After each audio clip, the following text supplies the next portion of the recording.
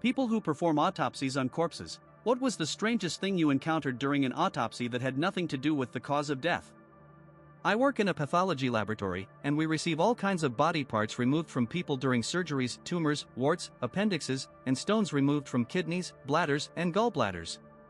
Once, we received a large, cylindrical stone removed from a man's hose. We had to break the stone down and analyze its chemical composition to determine what it was made of, for example, calcium. So, we placed it in a solution, and when it dissolved, we realized there was a foreign object at the center of the stone. It turned out to be a pen cap. It definitely couldn't have come from his kidneys. I worked as an assistant to a pathologist. Once, he found a 15-centimeter construction nail in a man's thigh. The man died in an accident, but the area where the nail had entered the bone had already healed. The nail must have been there for several years. Music.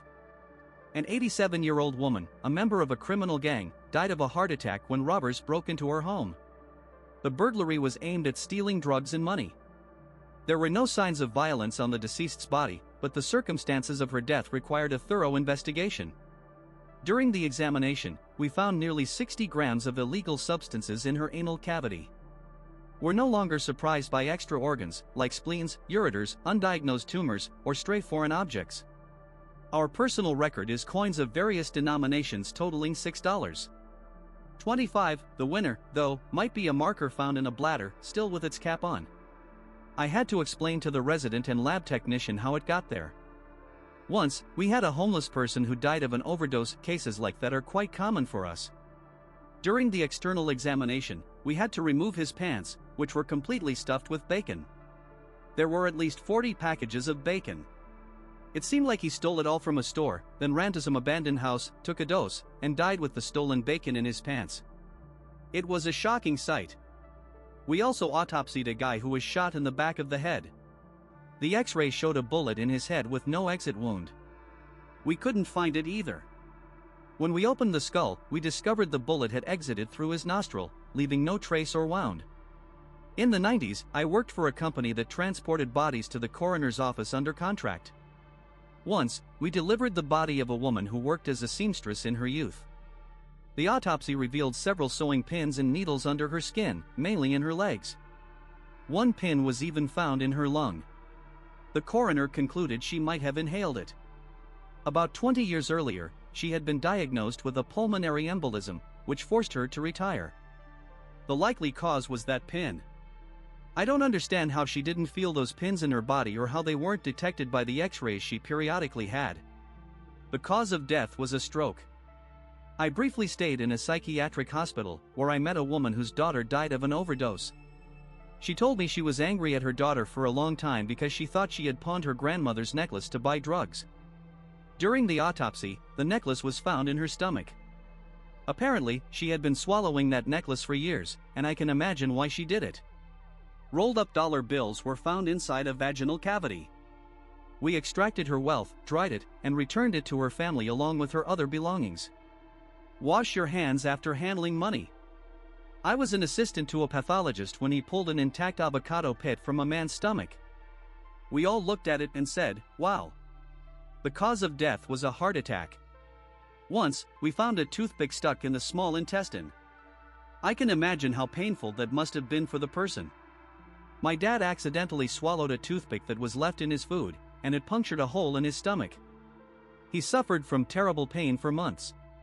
Doctors thought it was stomach cancer until they found the toothpick. In one of the bodies we studied in medical school, the sciatic nerve ran right through the center of the piriformis muscle. His medical history was unknown, but we assumed it likely mentioned sciatic nerve impingement. I think of him whenever a patient doesn't respond to standard treatments. Some people are built differently than others, and you have to think outside the box to understand how to treat them. At a conference, I spoke with a pathologist who said that during her training, they performed an autopsy on a body found by a river. During a tomography, they noticed something strange in the intestines. When they opened the stomach, it moved, and they found a snake that had crawled inside the body. It attacked and bit one of the technicians before they could react. 5 years ago, I was present at an autopsy of a patient who died from complications after a colostomy. An infection led to sepsis, which caused multiple organ failure. During the examination, several tweezers were found deep inside the body, which the pathologist believed could have caused the infection. I don't know what happened afterward, but I'm sure the findings were reported to the administration. Our forensic medicine lectures were held in a museum of oddities. There were many fascinating exhibits, but one particularly strange item caught my attention: an unmarked cardboard box containing 20 thin, 10-centimeter metal rods. A pathologist explained that these were actually the handles of spoons found in a young woman's stomach. Some of the spoons were partially melted by stomach acid. This woman was a patient in a psychiatric hospital in the 50s and 60s and apparently loved swallowing spoons. However, this unusual habit wasn't the cause of her death. I don't remember what she died from. An 88-year-old woman died from carbon monoxide poisoning. During the autopsy, we couldn't open the back of her skull. After a long time drilling, we realized her entire skull was 34 centimeters thick. She had the smallest brain I've ever seen, yet she was mentally sound. This unique skull structure didn't affect her life. I've never seen anything like it since. The average skull thickness is 6.5 millimeters. A professor told us about the brain's ability to compensate and gave an example of a person who, as I recall, died of old age, living their entire life with only one brain hemisphere. In place of the missing hemisphere was a massive tumor. Throughout the patient's life, there were no signs of this condition. My friend, a pathologist, told me he found 24 bolts in the colon of a 75-year-old woman. The strangest part was that she died of a heart attack while in the shower.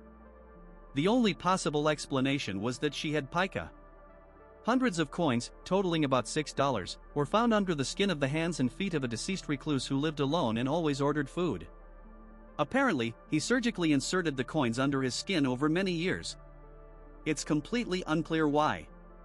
Our pathology professor, who was the head of the autopsy department, told us a story during a cardiology lecture and showed us images that still haunt me. A girl in her early 20s said she felt sleepy and lay down on the couch. 5 minutes later, her body was already cooling. When the pathologist opened her chest, he found something no one expected: her heart was 60% fat. Not that fat surrounded her heart, fat cells had literally replaced her heart cells. Apparently, she had an extreme case of a genetic condition called arrhythmogenic right ventricular cardiomyopathy. The fat replaced her cardiomyocytes, the heart muscle cells, causing her heart to lose its ability to contract and stop beating.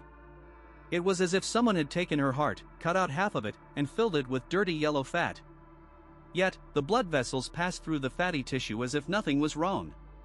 It was a wild case. My brother-in-law died of a heart attack in his early 60s. During the autopsy, it was discovered he had only one kidney. No one had ever removed his kidney. He had only been operated on once, for an appendectomy. The pathologist said the kidney was definitely removed. He wasn't born with one kidney. His appendicitis happened when he was a child. Once, we performed an autopsy on a guy who died abroad while on vacation. An autopsy had already been done in that country, but we had to repeat it by procedure to issue a death certificate. He was embalmed and sent back home. My colleague reopened the skull because we weren't sure the foreign autopsy was done properly. In the cranial cavity, we found underwear. The strangest part, and I should have mentioned this first, is that the body was sent with the guy's belongings, including the underwear. An elderly retiree died alone in his home, nothing unusual there. But in his rectum, we found a small flip phone. We couldn't come up with an explanation. Maybe he called it from another phone to make it vibrate. My brother told me about a case during his training when they had to attend an autopsy. While examining the stomach contents of a middle-aged man, they found 2 wedding rings, 420-cent coins, and a vibrating ring. He died of a heart attack on a roller coaster at a popular amusement park. One person's organs were orange, literally everything was orange. Their blood had a creepy orange hue, and their skin was slightly orange too. This person drank carrot juice every day, with every meal, for the last 5 years, consuming nothing else. Still, they lived to an old age. Many years ago, my dad worked at a funeral home. He told me about a wrestler who died of a heart attack in his 50s. He had used steroids for most of his career. When they opened his chest, his heart was so massive that 2 people had to lift it. I'm studying pathology in medical school to better understand the human body. Last year, we had an elderly woman who, sometime before her death, swallowed a nail. A metal nail had passed through her trachea and lodged in her aorta, about 2.5 centimeters deep. But the examination showed this wasn't the cause of her death, as the tissue affected by the nail had healed, and it was clear this happened long before her death. I think she was lucky the nail didn't kill her. This case also shows the incredible capabilities of the human body. Be sure to subscribe to our channel so you don't miss new, super interesting discussions. In the meantime, we suggest checking out our other videos.